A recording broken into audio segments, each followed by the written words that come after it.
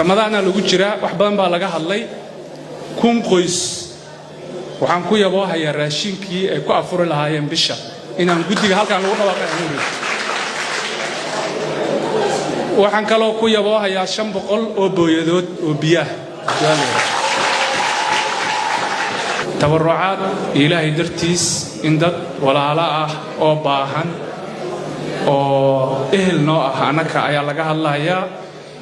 waxaan leenahay horta mushkiladana hayso ilaahay waxaan ka baryaynaa inuu naga saaro oo dadku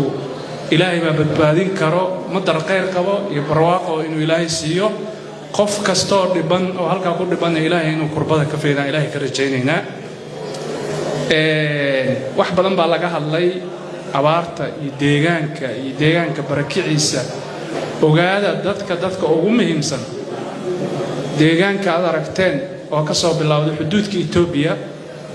ee ku taga dhinowda badda ku tago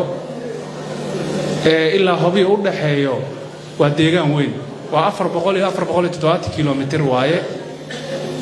dad badan baana ku dhaqan miyiga hadii laga soo barakaco oo dadku soo barakacaan deegaankiina waa laga soo barakaca waxa ma harin hadda waa social media waxa ku jira markab shidaalka qodayo galmudug u soo socda ku jiro oo galabta soo dareen laakiin maxaa lagu gaaraa hadii dadkii aan deegaanka lagu celin oo deegaanka soo barakacaan macna ay sameynayso lama arko arintaas waxaan qabaa dadku in lis abaabulo ceeb maaha qof waliba qof haduu badbaadin karo uu badbaadiyo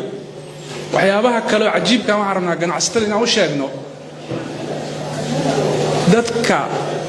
biyo ma wax loo baahan yahay cunno ee dadka cunaana ma wax loo baahan yahay waxa loo baahan yahay waxa kamid ah cunnadii xoolaha ay cuni lahaayeen xooluhu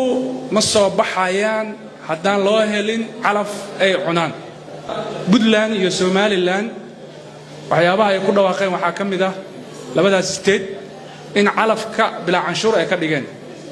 oo ayagoo dadka xoolaha waxa la qiyaasay ma aha hadii xooluhu baxaan dadku macna ma laha asalka meesha waxa loo joogay waa asalka waxa la ilaalinayo waa xoolaha hadii la ilaaliyeen dadkana waa ilaashayin waxa aniga hadda gobolka aan geeyay habeen hore gaari booyada oo 120 fuusta qaado oo aan ugu talagalay abaaraha inaan booyada shidaalkeeda iyo darawalkeeda iyo qarashkeeda aan bixiyo waxa marka aan ku wareejinayaa booyadaas maadaama guddi halka aan lagu sheegin guddigu Suldaan Xasan Macalin Saciid oo qabtay ninka odayga Daahir Maxamed Yuusuf Daahir galax oo odayga u yahay ayaan booyadaas biri ku wareejinayaa haduu la yiraahdo si deegaanka si firiya ay ugu shaqeyso waxa soo haray